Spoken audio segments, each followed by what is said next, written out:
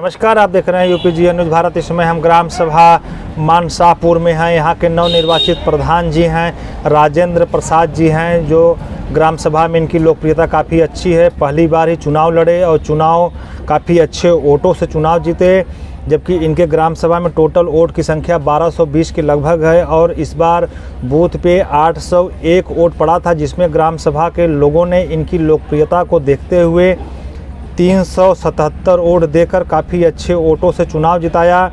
इनका ब्लॉक सुरियावा है, तहसील भदोही है, जनपद भदोही में आते हैं। 392 विधानसभा क्षेत्र के अंदर आते हैं। आइए जो यहाँ के नवनिर्वाचित प्रधान जी हैं राजेंद्र प्रसाद जी हैं, उनसे खास विकास कार्यों पे हमारी चर्चा होगी। प्रधान जी नमस्कार, आपका यूपीजीएन भारत में स्वागत है।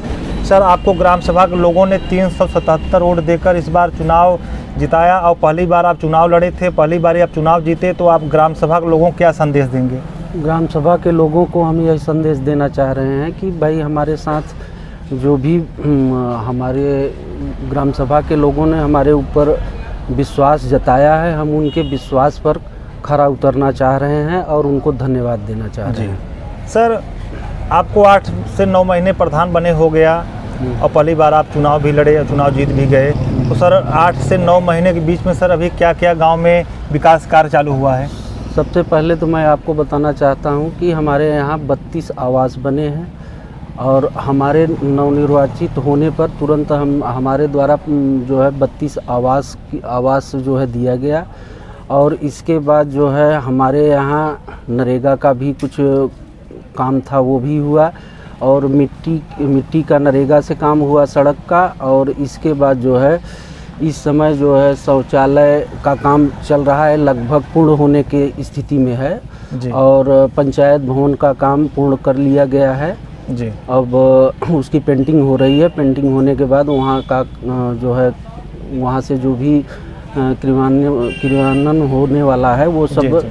अब वहाँ से चालू किया जाएगा। सर, पंचायत सहायक की हर ग्राम सभा में भर्ती हुई है, सर आपके भी गांव में हो गया है? जी हाँ, हो गया। सर, वो निष्पक्ष मतलब कि हुआ था, मेरिट से निष्पक्ष हुआ था। कोई दबाव सर किसी ग्राम सभा का? कोई नहीं, किसी का दबाव नहीं, कोई नहीं कि हमारे आदमी कर दीजिए, कर दीजिए, ऐसा कुछ भी नहीं था? जी नहीं जी।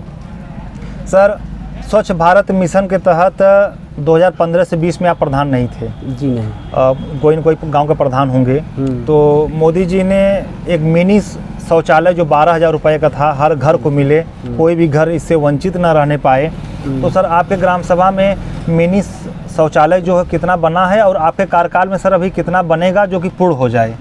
300 लगभग 300 के लगभग शौचालय हमारे यहाँ बनाया गया था पूर्व में, जो अब इस समय उपयोग की स्थिति में नहीं है जी।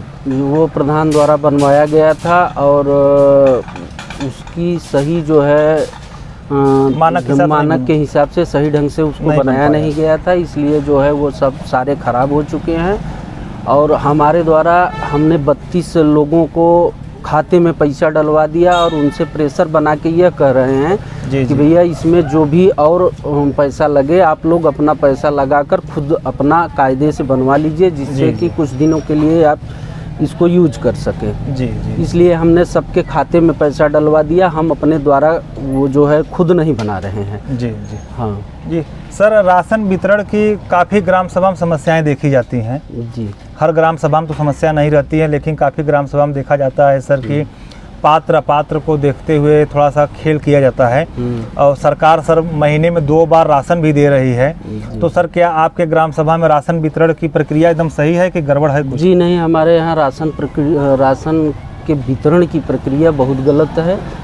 कई बार ग्राम सभा के लोगों ने माननीय जिलाधिकारी को शिकायत भी किया था जी। और हलफनामा देकर जो है जांच कराने की मांग की थी, लेकिन अधिकारियों के सप्लाई विभाग के अधिकारियों की लापरवाही की वजह से आज 3 महीने पहले एप्लीकेशन दिया गया, अभी आज तक कोई कार्रवाई नहीं की गई, न जांच की गई।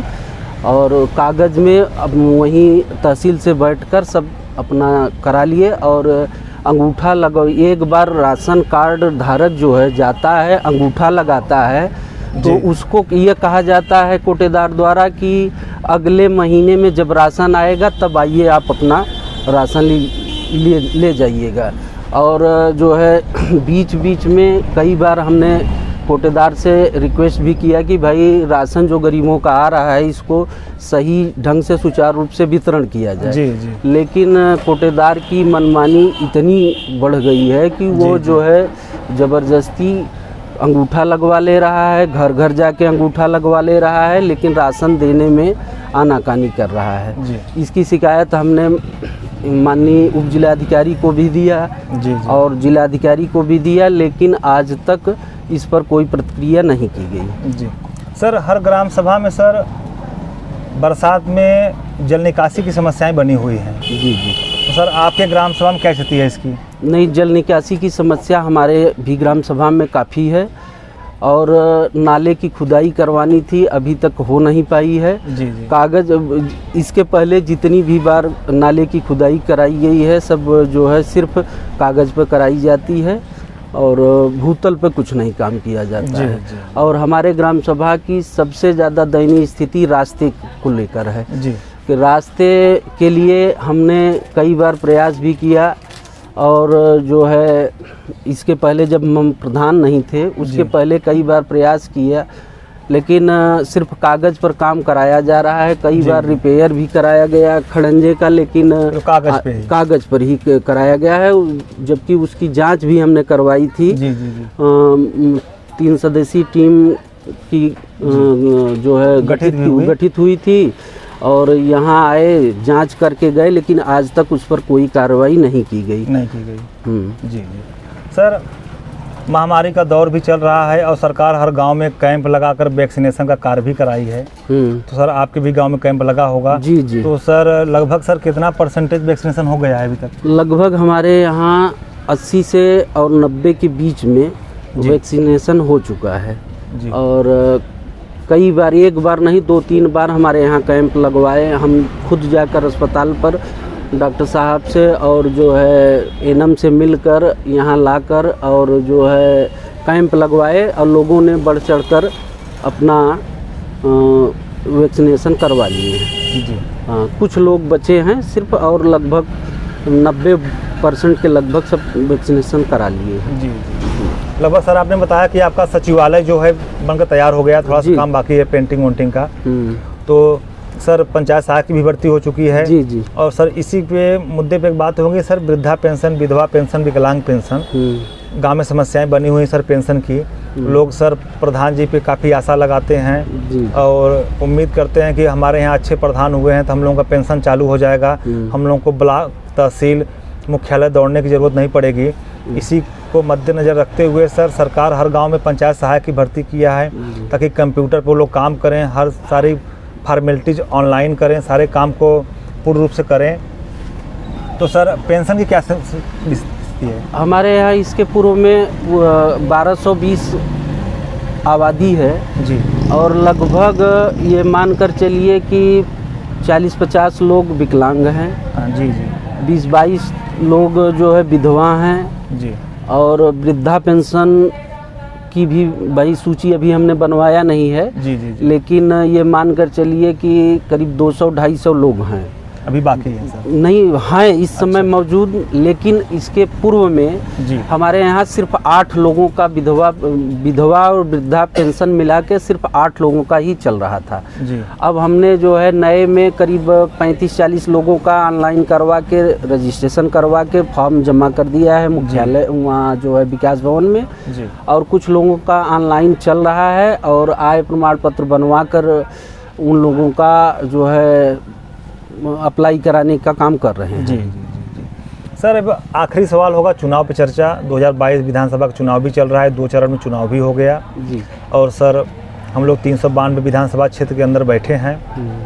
तो सर इस आप एक गांव के मुखिया भी हैं, प्रधान भी हैं, तो सर आपके ग्राम सभा के लोगों का मूड क्या है इस बार, मतलब कि किस पार्टी को अधिक से अधिक वोटिंग करने का विचार बन रहा है? देखिए पार्टी की बात नहीं है, यहाँ सिर्फ हमारे ग्राम सभा में लोगों को जो है विकास पर वोटिंग करने का मूड बनाए हैं जी। जो भी प्रत्याशी हमारे ग्राम सभा का विकास के, क्योंकि हमारे ग्राम सभा में आज तक कोई विकास हो ही नहीं पाया है और न तो रास्ते का कोई विकास हुआ है और न तो नाली की कोई समस्या हल की गई है और इसलिए हमारे यहाँ अब लोगों का यह मूड है कि जो भी प्रत्याशी हमारे यहाँ का विकास कार्य करने के लिए जो है जी जी जी आगे आएगा उसी को हम लोग मतदान करेंगे। जी। तो सर आपको क्या लगता है सर, मतलब सब चारों पार्टियों ने प्रत्याशी लगभग क्लियर कर दिया है विधानसभा का, कांग्रेस का भी, भाजपा का भी, सपा का भी, बसपा का भी लगभग क्लियर है, दारा सिंह चौहान करके हैं जी। तो सर किन किन पार्टियों में टक्कर ज़्यादा है, मतलब किन पार्टियों का लड़ाई आपस में बहुत ज़्यादा है? देखिए लड़ाई तो यहाँ त्रिकोणीय है जी, सपा, बसपा और भाजपा तीनों लोग, और लगभग 2 लोग हमारे क्षेत्र के ही हैं। जी जी जी जी। एक हमारे ग्राम सभा से सटे हुए बगल के ग्राम सभा काउंडर के निवासी हैं दादा चौहान करके बसपा से जी, और माननीय पंडित रविंद्रनाथ त्रिपाठी जी हमारे वो भी हमारे गांव के बगल के ही हैं। जी जी जी। और अब ये दोनों लोग चुनाव कल जो है, कल 14 तारीख था, कल पर्चा भी भर लिए हैं। अब देखिए अब आते हैं और देखते हैं कि ग्राम सभा का क्या मन है, क्या व्यवस्था है। सर मतलब आपका कोई दबाव ग्राम सभा में नहीं है कि फला पार्टी को वोट दीजिए, ऐसा कुछ नहीं है ना? जी नहीं, हमारा कोई दबाव नहीं है, और ये है कि सब अपना स्वार्थ, अपनी व्यवस्था देख रहे हैं, जो जिनसे जिनका भला होगा वो उन्हीं को वोटिंग करेंगे। हमारे तरफ से कोई दबाव नहीं है किसी को। जी। बहुत बहुत धन्यवाद प्रधान जी, आपसे चुनाव पर चर्चा और विकास कार्य पर चर्चा करने के लिए आपका बहुत बहुत धन्यवाद।